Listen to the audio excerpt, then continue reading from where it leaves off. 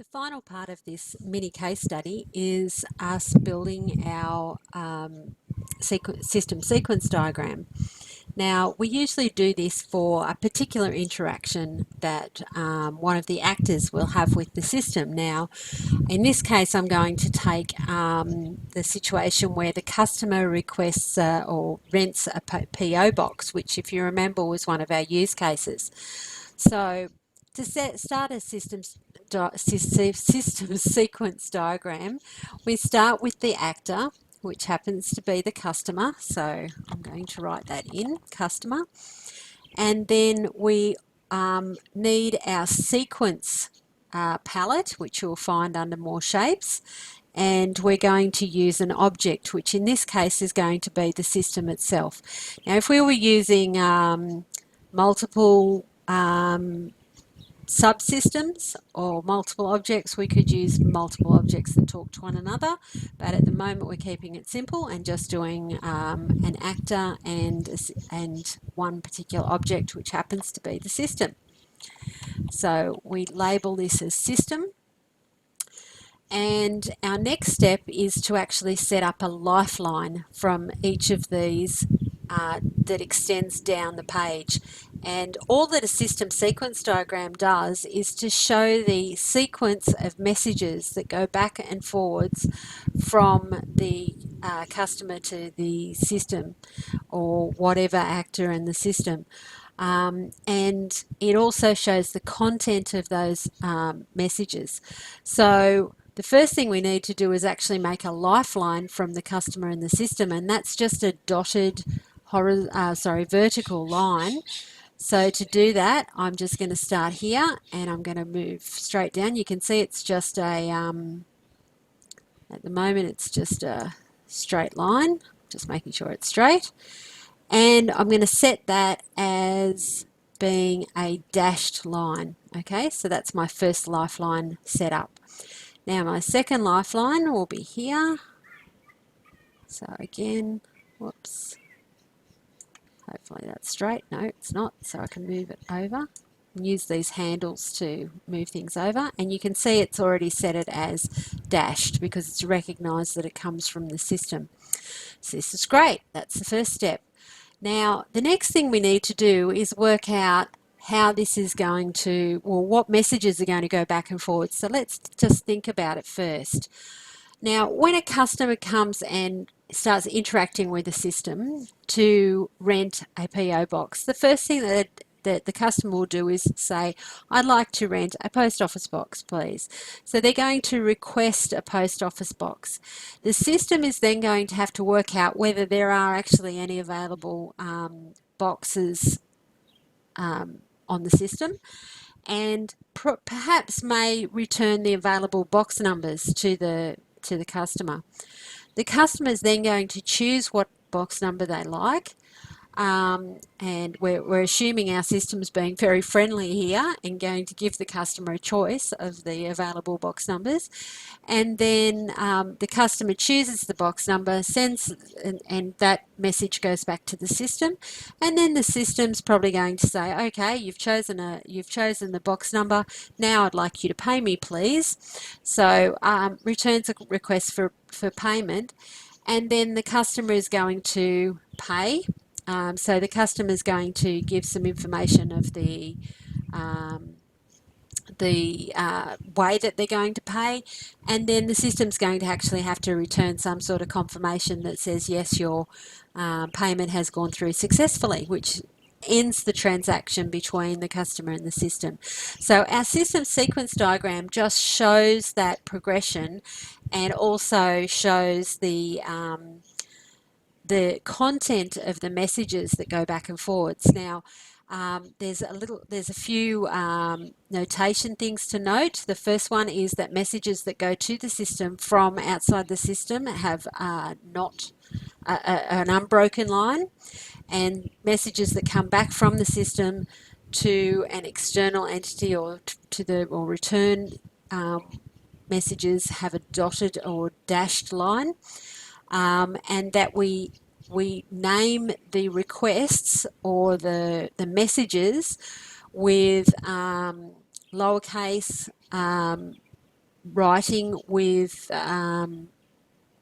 no spaces, and we put in brackets the contents of the message that are going to go across. So let's see how that works in actuality. Okay, so the first thing is that we're going to put a line across from the customer to the system to say that the customer is going to request a, okay, crossways like this. Okay, there's the customer's request, and is requesting a post office box. So we can put request box. And then there's nothing actually that they need to send, no other information that they actually need to send over. Perhaps they may need to send over some information. For example, I'd like to rent a small post office box, or I'd like to rent a medium or large. So we might have a capacity here. That would be an example. Again, these are really dependent upon what you find out in your fact finding. Okay, now the system is going to return after it's worked out some things. So we're not looking at what it does when it is, working out what happens between these messages. We're just working out the messages at the moment. So the system is going to go away and work out whether there are any available boxes, and it's going to return the available box numbers. So let's return this. Now you'll see that this arrow is actually pointing the wrong way, but that's okay. We can fix that up in a moment. So we're putting this across, and it helpfully tells us when it's straight. And we're going to set this as no arrowhead, and we can set this as an arrow if we want, but we want to have it dashed. Okay, that's going to be really important. Okay, so again, double click on the middle of the arrow, and it's going to return the available box numbers. So show availability would be the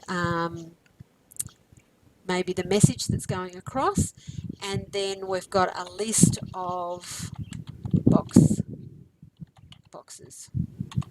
Okay, that's going to come back to the customer.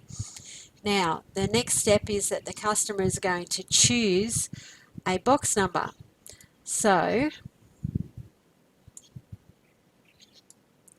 we're going to send a message across, which is going to be box choice, which has a box number in it. So they say, that's the box that I would like.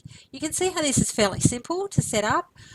There are more complex ones which have repeats and some branching, but probably a little bit more advanced than what we are looking at for this course. You can have a look in your textbook. It has more information about these.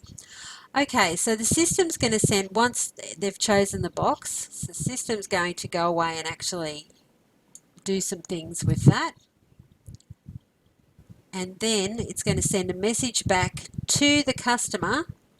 What message is it going to send? Well, it's got to be dashed because it's sending it back. And it's going to send a message that might be confirmed. So box rental. Oh, actually, it can't be confirmed yet because the customer hasn't paid. So really the next thing is that the system has got to say, I'm asking you for some payment, and send the amount. And then the customer is going to, okay, so that's that. And then the customer is going to send the payment details. And so there may be a card number, or depending upon the situation. So actually I'll put make payment, and then we'll send the details across. Okay, and then the system, assuming that everything's going okay and there isn't a problem with it, then the system is going to send something back that says, just setting these, okay, it's going to send something back that says confirm box rental, and then it may send a receipt back to the customer for their payment, and some other information. Depending upon the information, we can put more information in there.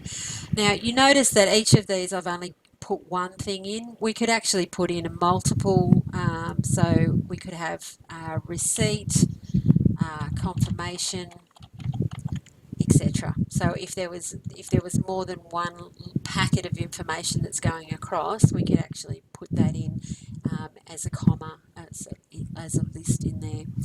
Okay, so let's have a look. I'm just going to zoom out a bit so you can see our system sequence diagram. Very, very simple, not very difficult to do, and really it's just getting used to the terminology and taking it one step at a time.